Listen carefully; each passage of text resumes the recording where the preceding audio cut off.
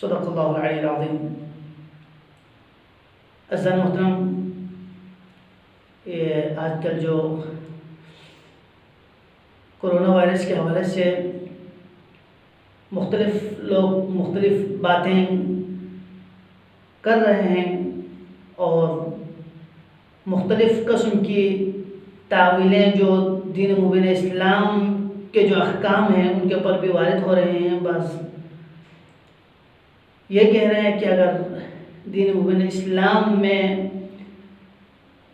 جماعت کی جو اہمیت ہے اس اہمیت کے پیش خاطر یہ کرونا وائرس ہو یا کوئی اور آفات ہو، اگر یہ آ جائیں تو اس صورت میں ہمیں کس چیز کو زیادہ اہمیت دینا چاہیے؟ کیا کرونا وائرس کو اہمیت دے کہ دین کے جو احکامات ہیں مثلا جمعہ و جماعت وغیرہ ان کو ترک کرنا چاہیے، یا مقدم جمعہ و جماعت کو رکھنی چاہیے؟ لہذا عزیزان محترم دیکھیں، دین مبین اسلام عین فطرت کے مطابق ہے اور فطرت جس چیز کا تقاضا کرتی ہے وہی اسلام بھی پسند کر لیتا ہے۔ لہذا فطرت کا تقاضا یہ ہے کہ جہاں پہ انسان کے لیے ضرر ہو، جہاں پہ انسان کی جان کے لیے خطرہ ہو، جہاں پہ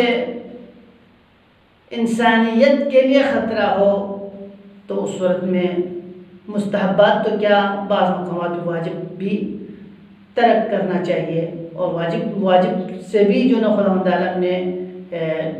چھوٹ دی ہے کہ وہ اس واجب کو بھی چھوڑ دیں۔ اور یہ اس چیز کی بالکل دلیل نہیں ہے، یہ دلیل نہیں بنتی کہ آپ جماعت کو چھوڑنے سے دین مبین اسلام میں نقص پیدا ہو یا دین مبین اسلام کی کمزوری ثابت ہو جائے۔ بالکل ایسا نہیں ہے، بلکہ دین مبین اسلام عین فطرت کے تقاضے کے مطابق خداوند تعالیٰ نے جتنے بھی احکامات صادر کیے ہیں وہ تمام احکام انسان کی مصلحت اور مفسدے کو دیکھ کے خداوند تعالیٰ نے انسان کے خاطر ہی وہ احکامات جاری کیے ہیں۔ لہذا یہاں پہ ہم نے یہ دیکھنا ہے کہ آیا جمعہ جماعت کو جانے سے انسان کی جان کے لیے کوئی خطرہ نہیں ہے، تو اس صورت میں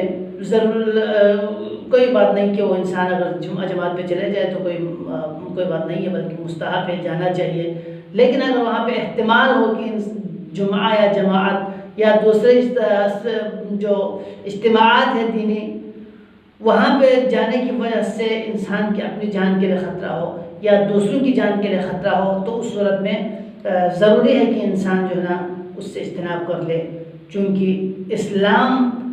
نہ کسی کو ضرر دینا پسند کرتا ہے اور نہ ضرر خود سے اٹھانا پسند کرتا ہے۔ لہذا اسلام میں جو ہے کیا کہتا ہے، اگر احتمال ضرر ہو، معمولی سی بھی احتمال ہو کہ اس کے لیے اس کی جان کے لیے خطرہ ہو، تو آپ دیکھیں ہمارے جو روزمرہ جو ہم انجام دیتے ہیں عبادات، مثلا وضو کے حوالے سے دیکھیں آپ، یہ آج کی بات نہیں ہے کہ آپ جو ہے کہ کورونا پہ آ کے آپ نے یہ اچھال دیں، اس بات کو اچھال دیں کہ دیکھیں مذہب جو ہے نقص ہے، اگر مذہب کامل ہوتا تو اس صورت میں جمعہ جماعت پہ پابندی نہیں لگانا چاہیے۔ ایسی بات بالکل بھی نہیں ہے کہ جہاں پہ بھی ضرر ہو، کہ دین مبین اسلام نے 1400 سال پہلے بتا دیا کہ اگر انسان کے لیے واقعا ضرر ہے تو اس صورت میں جو آپ روزمرہ وضو انجام دیتے ہیں، اس وضو کے پانی اگر آپ کے لیے مضر ہو تو اس صورت میں آپ کے لیے حرام ہے کہ آپ وضو پانی کے ذریعے وضو کر لیں، بلکہ آپ وضو کے بجائے تیمم کے ساتھ آپ کو جو ہے کہ وضو کے بدلے میں تیمم کا آپ کو کرنا چاہیے۔ لہذا دیکھو انسان کے لیے جو ضرر ہے، اسلام نے اس ضرر کو ملحوظ نظر رکھتے ہوئے حکم ثانوی رکھا ہے۔ لہذا حکم اولی یہ ہے کہ آپ وضو کے ساتھ پانی کے ساتھ وضو کر لیں۔ اگر ممکن نہیں ہے یا آپ کی جان کے لیے خطرہ ہے یا آپ کے لیے باعث ضرر ہے تو اس صورت میں آپ جو ہے نا پانی کے بجائے آپ تیمم کے وضو کے بجائے آپ تیمم کے ساتھ آپ نماز پڑھ سکتے ہیں۔ بالکل اسی طرح آپ یہاں پر کورونا وائرس جو جب انسان کی جان کے لیے خطرہ ہو اور احتمال ہو، اگرچہ 5% ہی احتمال کیوں نہ ہو، اگر ضرر کا احتمال ہے تو اس صورت میں عقل انسانی کا تقاضا بھی ہے کہ جہاں سے آپ کو ضرر مل رہا ہو، آپ کی جان کے لیے خطرہ ہو، تو اس صورت میں آپ اس کے قریب نہیں جانا چاہیے۔ لہذا بالکل حکم اولی یہ ہے کہ آپ جو نا جمعہ جماعت کے لیے چلے جائیں، لیکن اگر جمعہ و جماعت پہ جانے کی وجہ سے آپ کی جان کے لیے خطرہ ہو کہ وہاں پر احتمال ہو کہ کسی کے اندر یہ وائرس ہو اور وہ وائرس پھیلنے کا خطرہ ہو، کسی دوسرے انسان تک سرایت کرنے کا خطرہ ہو، تو یہ عقل کا بھی تقاضا ہے اور مذہب بھی یہی کہتا ہے کہ آپ جو ہے نا اس ضرر کو ملحوظ نظر رکھتے ہوئے، اس احتمال کو ملحوظ نظر رکھتے ہوئے آپ اس طرف نہیں جانا چاہیے آپ کو۔ اور آپ کو ایک بات یہ بھی بتا دوں کہ ایک ہی ٹائم میں یہ وبا نعمت بھی ہے اور یہ وبا نقمت بھی ہے۔ نعمت یعنی کیا ہے؟ کن لوگوں کے لیے نعمت ہے؟ یہ ان کے لیے نعمت ہے کہ اس وبا کی وجہ سے لوگوں کے مردہ ضمیر زندہ ہو جاتے ہیں اور لوگ ذکر و اذکار خداوندی میں مصروف ہو جاتے ہیں، اپنے گناہوں کی استغفار کر لیتے ہیں، وہ گناہ سے اپنے آپ کو روک کے رکھتے ہیں اور اپنے گناہوں کی طرف متوجہ ہو جاتے ہیں۔ یہ ان لوگوں کے لیے نعمت ہے، اور ان لوگوں کے لیے بھی نعمت ہے جو اس فرصت کو غنیمت سمجھتے ہوئے جو محتاجین ہیں ان کی مدد کے لیے اپنے آپ کو پیش کر لیتے ہیں، ان کی خدمت گزاری کا جو موقع انہیں خداوند عالم نے عطا کیا ہے تو وہ اپنے آپ کو خدمت کے لیے پیش کرتے ہیں۔ ماشاءاللہ میں بہت ہی اس بات پہ خوش ہوں کہ ہمارے جو گلگت بلتستان میں جو رضاکار ہے وہ اپنے آپ کو پیش کر رہے ہیں، خصوصاً جو ڈاکٹرز حضرات ہیں، باوجود اس کے کہ وہاں پہ ان کے لیے بہت زیادہ احتمال، تقریباً 80 سے 90% احتمال ہے کہ جو وائرس زدہ لوگوں کے قریب چلے جائیں تو اس صورت میں ان کے لیے بھی یہ جو ہے سرایت کر سکتے ہیں، لیکن اس کے باوجود وہ اس کو خدمت خلق سمجھ کے اور دوسروں کی جان بچانے کی خاطر اپنے آپ کو مشکلات میں ڈال کے ان کی خدمت کے لیے اپنے آپ کو پیش کر رہے ہیں۔ اور وہ رضاکار حضرات جو مختلف قسم کے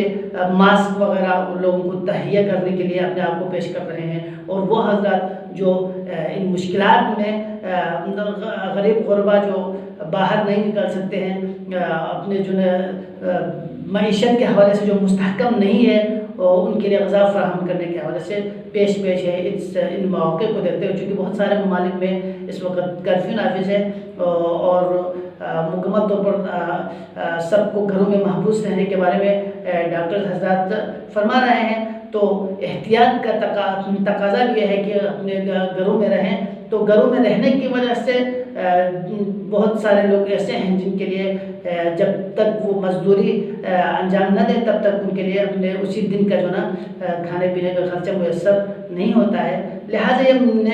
نعمت ان لوگوں کے لیے جو ان لوگوں کو ملحوظ نظر رکھتے ہوئے اپنے آپ کو پیش کرتے ہیں، ڈونیشن کر لیتے ہیں، یہ ان کے لیے نعمت ہے۔ نعمت کس کے لیے ہے؟ یہ نعمت ان لوگوں کے لیے ہے جو گناہگار ہیں اور ایسے اشخاص جو ان موقع پر غلط استفادہ کر لیتے ہیں، یعنی موقع کو غنیمت سمجھتے ہوئے دنیا داری کر لیتے ہیں، معمولی چیز کو بڑا چڑھا کے جو ہے کیا کہتے ہیں لوگوں کے سامنے پیش کر لیتے ہیں، لوگوں میں خوف و ہراس پھیلا دیتے ہیں اور